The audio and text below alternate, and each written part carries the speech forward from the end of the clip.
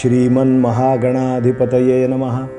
श्री सरस्वत्यै नमः. श्री सद्गुरुभ्यो नमो नमः.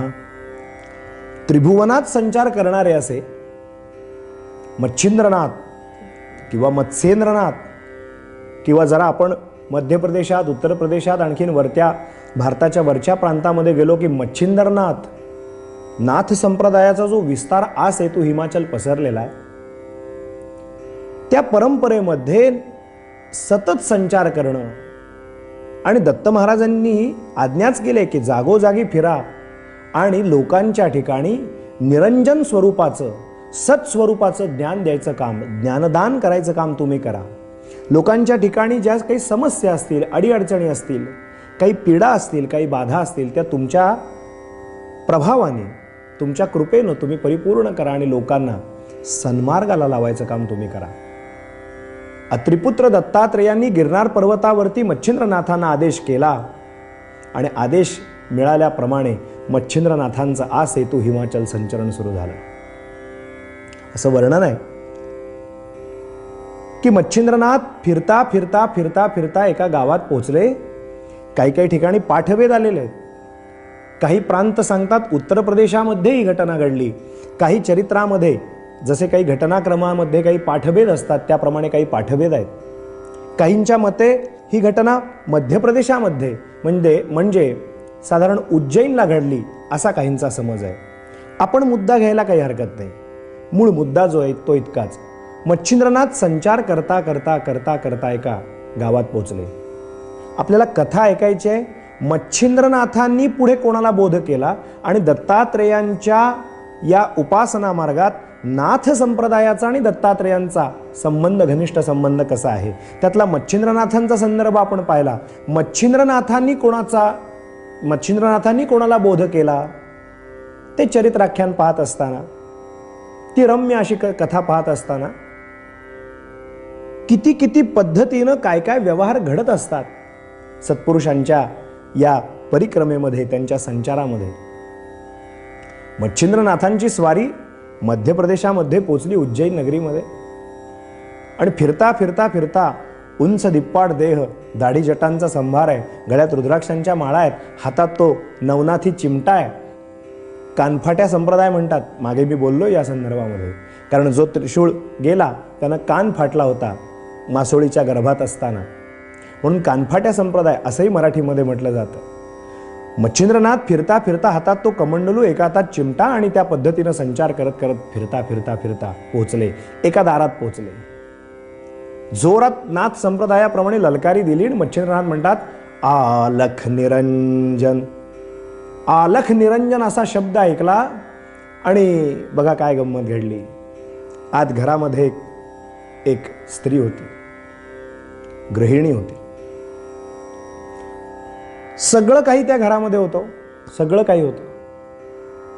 म्हणजे नोकर चाकर, इमला माडी गाडी सगळं काही, सर्व संपन्न असं ते घर होतं. घरात प्रवेश केल्या केल्या मच्छिंद्रनाथांच्या लक्षात आलं होतं. काय लक्षात यायचं आहे ते, कारण संतांना ती दिव्य दृष्टी असते. आत प्रवेश केला आणि आलख निरंजन, आपल्या नवनाथ संप्रदायाच्या पद्धतीप्रमाणे भिक्षा मागायची. काखेला झोळी ठेवले आणि आलख निरंजन म्हणून वाट बघायचे. थोडाच वेळ, कोणी पटकन आलं तर भिक्षा, नाही तर पुढच्या घरात जायचंय. आणि 10 घरं 15 घरं नाही, 5 घरची भिक्षा फक्त. त्या बाईने कानावरती शब्द आला आलख निरंजन, म्हणजे कोणीतरी दारात आलंय. बाईच्या लक्षात आलं आणि त्या उज्जैन नगरीतली ती बाई दाराशी पोहोचली. कशी पोहोचली? हातामध्ये सगळं स्वयंपाकाचे जे साधन होतं, जो काही स्वयंपाक तिनं शिजवला होता.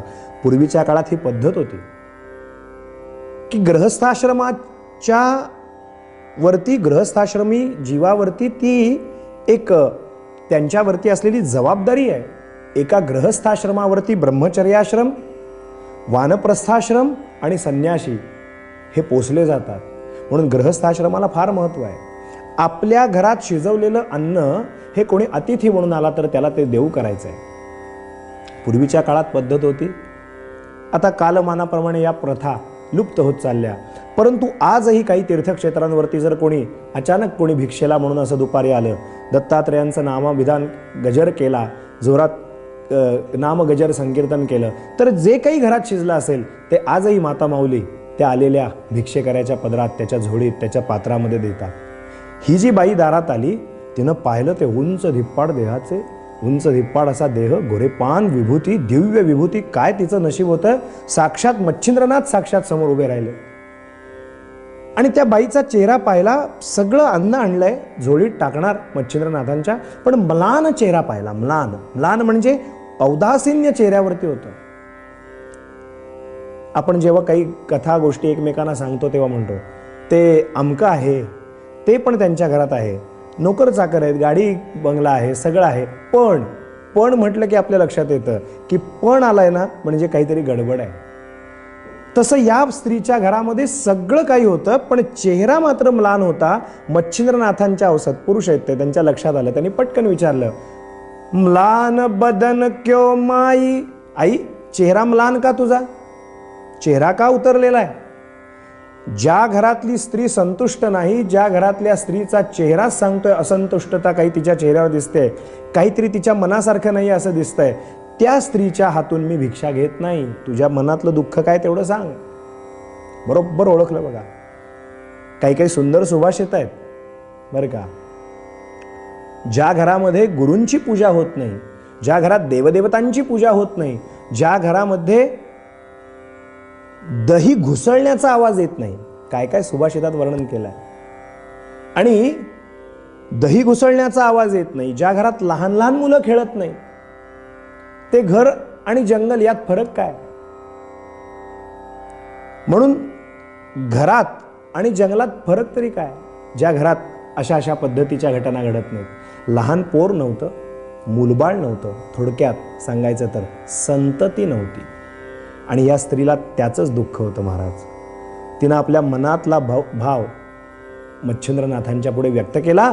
मच्छिंद्रनाथांच्या मुखातून शब्द आले. मच्छिंद्रनाथ म्हणाले, बाई, मी तुला माई म्हटलंय, आई म्हटलंय, आणि माझ्या मुखातनं शब्द गेलाय. आमची पद्धत आहे नाथ संप्रदायाची, दत्तगुरूंच्या आज्ञेने आलेली, की एका घरी आम्ही भिक्षा मागितली की परत आवडली म्हणून दुसऱ्या दिवशी किंवा महिन्यांनी किंवा 6 महिन्यांनी येत नाही, बरोबर 12 वर्षांनी परत पुढच्या त्याच घरी जर यायचा योग आला तर येतो. आज मी तुझ्या घरात आलोय, तू हे ताट अन्न मला वाढण्यासाठी आणलंयस, पण तुझ्या मनात अपरिपूर्णता आहे आणि ज्यांचं चित्त अपरिपूर्ण आहे त्यांच्याकडून भिक्षा घेण्याचा मला अधिकार नाही. मग तुझ्या चित्ताला परिपूर्णता केव्हा येईल? ज्या वेळेला तुझ्या घरामध्ये तुला अपेक्षित असलेलं असं सुख मिळेल. तुला जेव्हा संतान प्राप्त होईल, मी शब्द देतो तुला, मी शब्द देतो तुला. काय अधिकार त्या मच्छिंद्रनाथांचा. मुखातनं शब्द आले, माई काळजी करू नको, दत्तात्रेयांची कृपा आहे परंपरेच्या पाठीशी, मी तुला एक विभूती देतो, ही विभूती फक्त तू खा.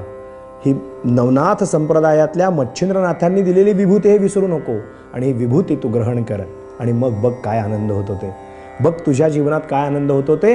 आणि त्या जन्माला आलेल्या पुत्राकडून मी ती भिक्षा घेईन असा बोध केला.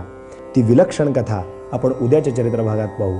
आज इथेच थांबू, वाणीला विराम देऊया आणि दत्तात्रेयांचं पवित्र नामाचं स्मरण करूया. अवधूत चिंतन श्री गुरुदेव दत्त दत्त दत्त.